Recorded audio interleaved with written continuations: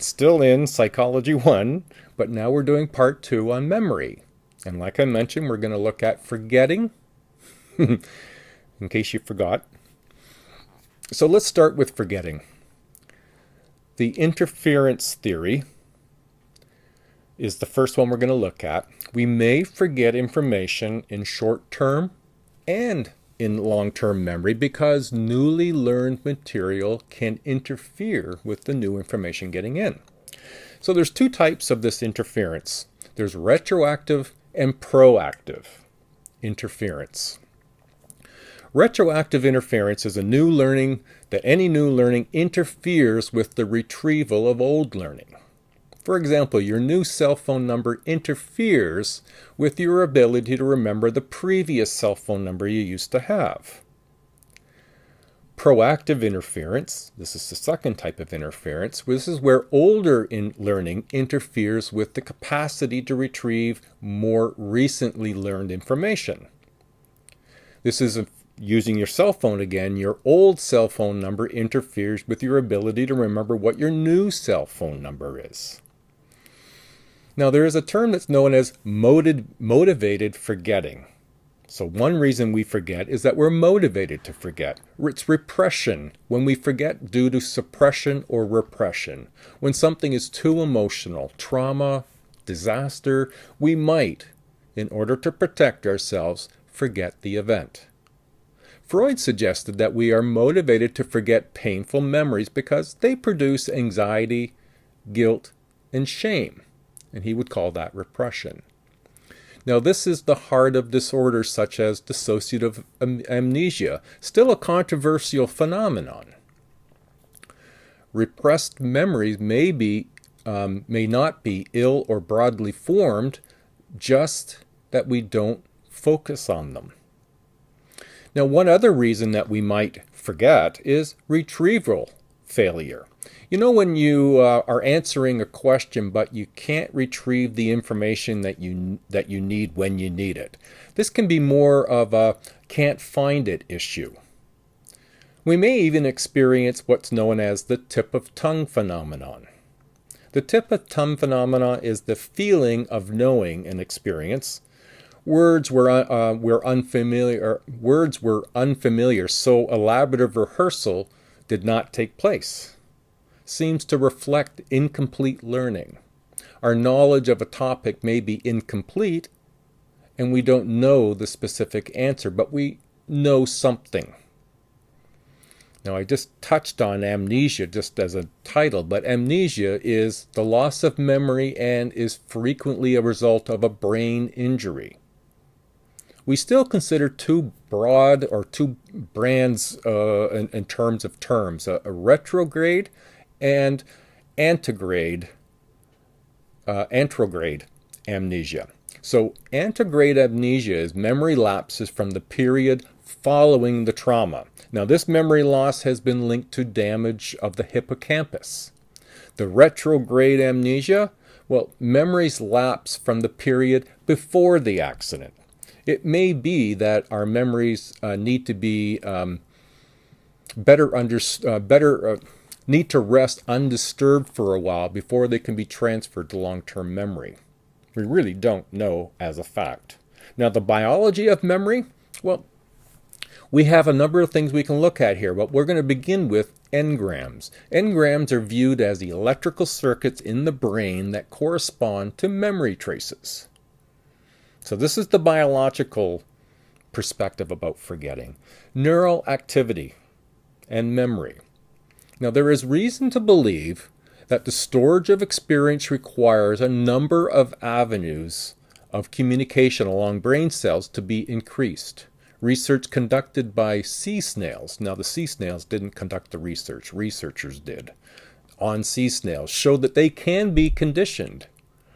They release more of the neurotransmitter serotonin at certain synapses. As a result, the transmission at the synapse becomes more efficient as trials progress. Your brain neurons get stronger the more you rehearse.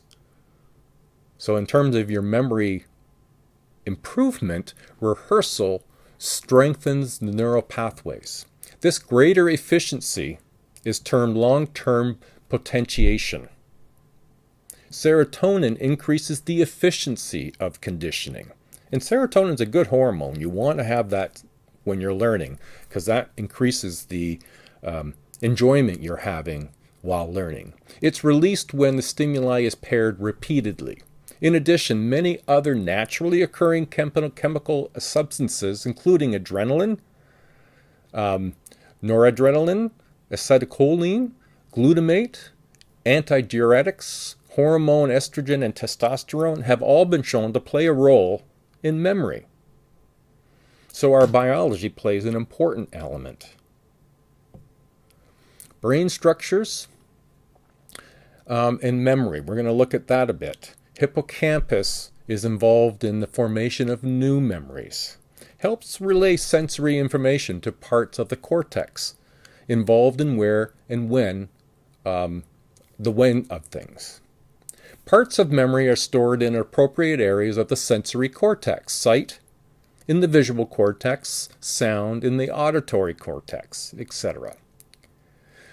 The limbic system is largely responsible for integrating these pieces of information when we recall an event. The prefrontal cortex seems to act as an executive center in memory. Although our textbook does not include memory tips, I thought I'd include some here for you. So how about what or how to improve your memory? There's 4 study habits that can aid memory in our organization, overlearning, the use of spaced rather than massed practice, that is to say cramming doesn't work, and the use of a higher percentage of time reciting than rereading material. So let's look at those individually. Organizing is important in terms of forming memories.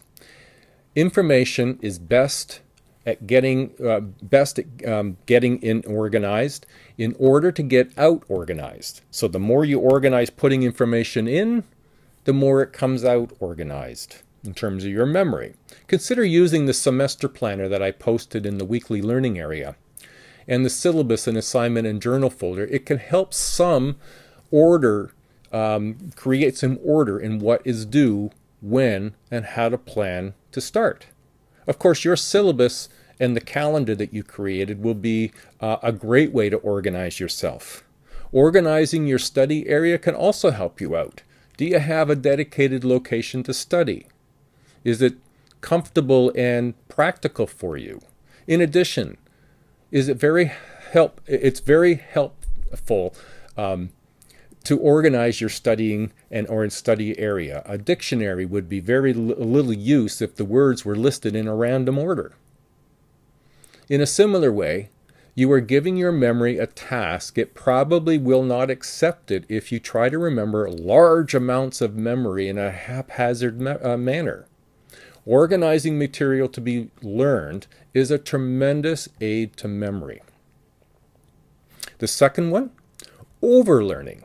This really just means practicing or studying the material beyond the point where you can repeat it once without error. You should be able to repeat it multiple times without error. Material that is overlearned is remembered better and longer, and it's more resistant to the interference and stress-related forgetting. This is why planning when to start the study for a test or start an assignment is so important. It affords you time to overlearn. We are more likely to remember something if we overlearn it. That is, if we practice or study beyond the minimum needed to barely learn it. All right, let's look at the third. And I'm sure many of you, and I know I did when I was in school, have tried mass practice or cramming. I find that it's not an effective way to remember information reliably. It is better to space studying out over several sessions. You can learn more with less total study time if you space your studying out over several sessions. Long periods of study opens us up for interference issues in memory, compromising consolidation. Spacing study sessions allows us to better consolidate and ordered correcting. Remembering the dictionary example, you don't want things haphazardly organized in no alphabetical order. You want things to be organized. And then the fourth, active learning, where we actually perform and act on the information, leads to better recall than simply rereading the information. Research over the years shows that you can recall more if you increase the amount of active learning in your study. For example, it's better to read a page or a few paragraphs and then practice recalling what you have just read.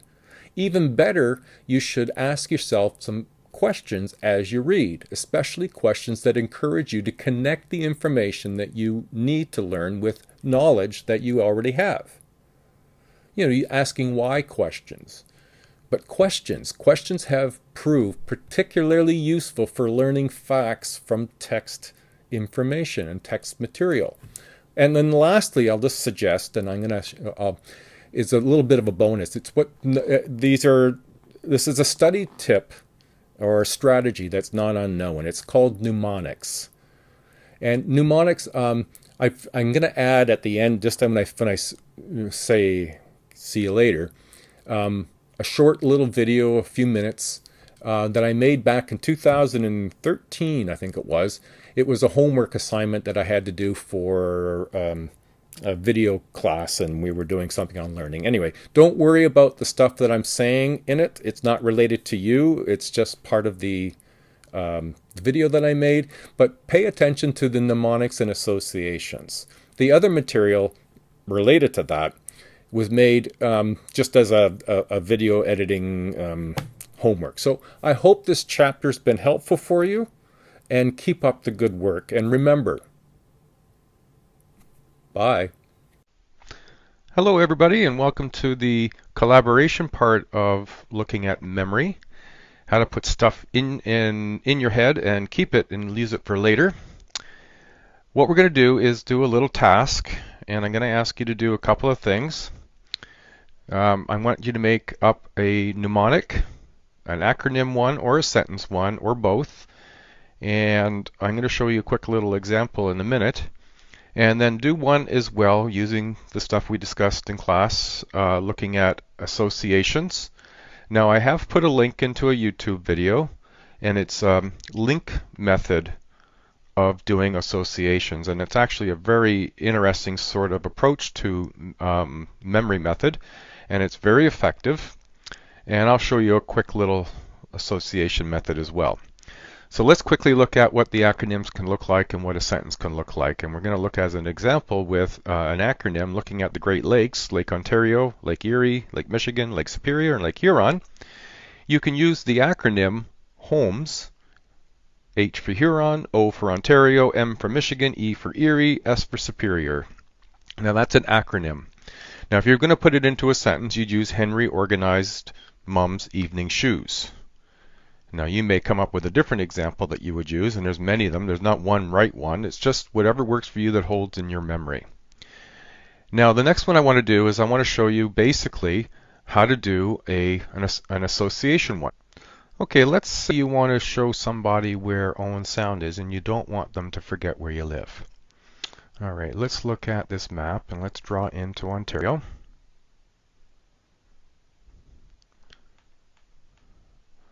Let's tidy this up a little bit. Now, let's give this thing a little twist. Alrighty, are you seeing the elephant already? See the trunk, head, leg, body, and tail. Now, if you want to be able to tell somebody where Owen Sound is, you'll just have to describe on them where in this little body Owen Sound is. Now do you see Owen Sound? Ooh, look where Owen Sound is, on the elephant. Now I don't think, well, my friends have never forgotten where Owen Sound is as a result. Okay, not all associations have to be done this way, but the idea is to link it to something that somebody can make an association with such that it will remain in their consciousness and in fact in their memory for a very long time. Alrighty then, I am done. Have a nice day, and we'll get together and we'll start our next element on looking at language and nonverbal and spoken language, and we'll look at that next. All right, don't forget, put everything up on the blog, and I'll be up there checking it later, and we'll get some comments for everybody. Enjoy your day. Bye now.